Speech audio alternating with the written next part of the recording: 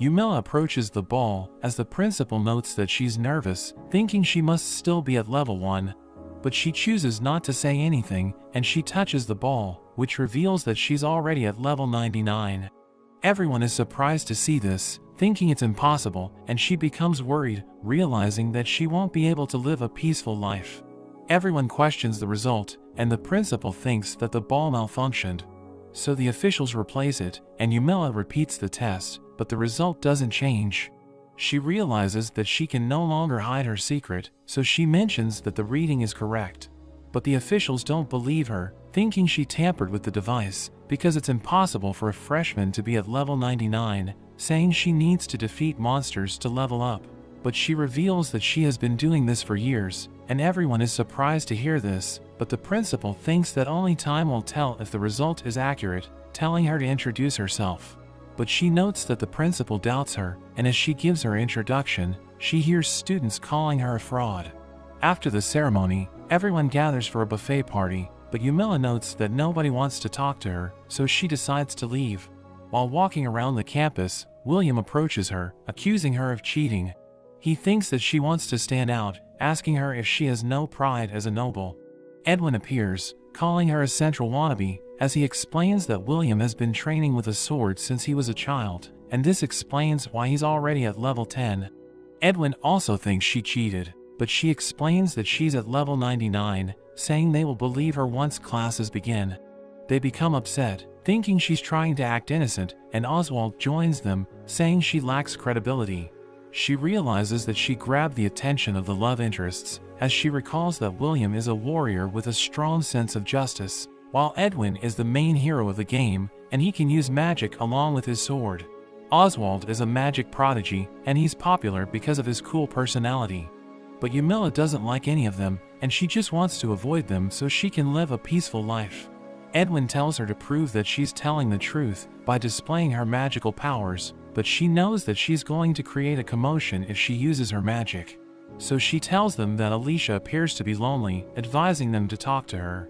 They tell Yumila that she isn't worth talking to, because she will never admit that she's lying, so they decide to wait until their classes begin, and they make their way to Alicia.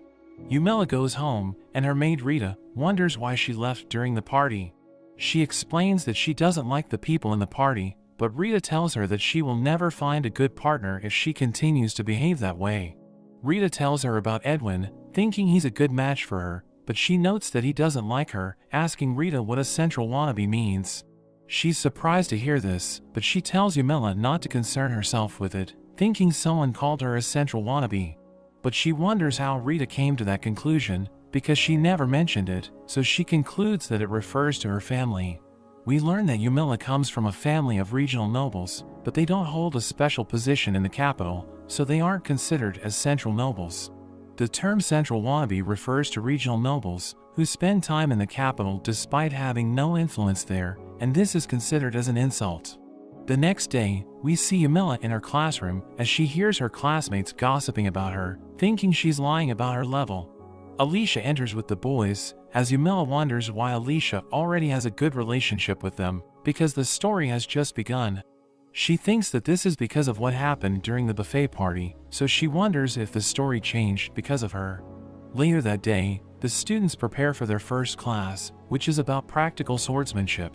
We learn that this is Yumila's first time holding a sword, so she starts playing with it. The teacher tells the students that they're going to have mock battles, telling Yumila that she's going to go first, and William volunteers to fight her. He prepares to take her on, but she thinks about holding back against him. She recalls that she was only using magic to kill monsters, but she knows that her physical attacks are also powerful. William calls her a fraud, advising her to back out, and the teacher orders them to take their positions.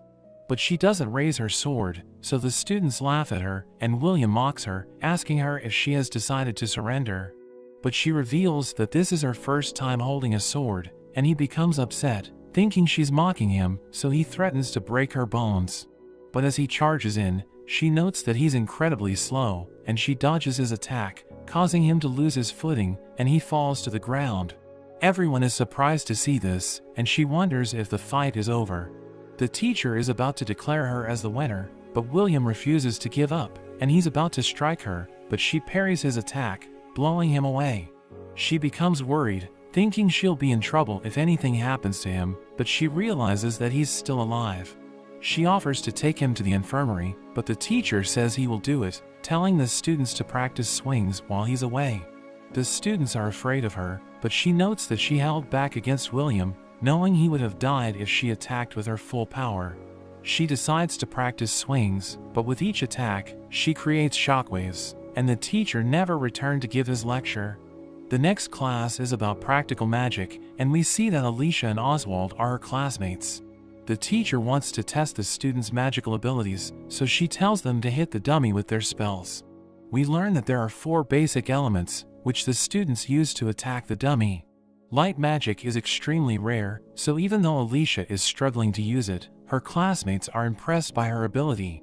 Oswald has mastered the 4 basic elements, and he displays his powers as he attacks the dummy, and the teacher is impressed, saying she now understands why people call him a prodigy. He tells Yamila that she's next, asking her what she can do, as she notes that he wasn't able to see what happened in the previous class, so she understands why he's still questioning her abilities. We learn that she can't use the 4 basic elements, but she has mastered dark magic. She asks the teacher if it's okay to break the dummy, but she explains that only palace mages are capable of destroying it, saying Yamila is welcome to break it if she can. She thinks that palace mages are far below her, so she uses her weakest spell, as Oswald comments that it looks pathetic, but the teacher recognizes it as dark magic. It hits the dummy, causing it to disintegrate, and we learn that the spell melts anything it touches. The dummy is completely destroyed, as Yamila reveals that she used dark magic, explaining that it's the only element she can use. The teacher is impressed, and she explains that dark magic isn't evil, saying palace mages have used it in the past. Oswald can't believe that he's been outdone, refusing to accept that there's someone better than him, and he dashes away. Edwin arrives with the principal, telling Yamila that she's about to be expelled, as the principal explains that she isn't fit to stay in the academy because she lied about her level. The teacher begs him to reconsider, explaining that Yamila is a user of dark magic who is capable of destroying the dummy. But the principal isn't convinced, saying it doesn't prove that she's level 99. The teacher knows that Yamila was holding back, so she begs her to display her magic at full strength. So Yamila asks for Edwin's permission to shoot her magic into the sky, and he tells her to do what she wants, thinking her magic wouldn't make much of an impact. She decides to use the strongest dark magic spell, but she knows that it will be a bad idea to use her full strength, so she thinks about holding back. She summons a black hole, which continues to expand until it completely covers the sky, and the entire kingdom panics as everyone experiences its power. We learn that the black hole erases everything in its area of effect, and it's removing the air in the sky, creating a vacuum which absorbs everything into it. She stops using the spell, and the black hole disappears, but everyone is in a state of shock, realizing that she has the power to destroy the kingdom,